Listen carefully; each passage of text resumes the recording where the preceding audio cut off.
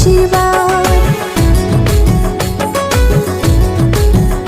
পাপার অন্নপ্রাশনে আজ শুভ দিনে, মামা দেবে মুখে ভাত, সবাই করবে আশীর্বাদ।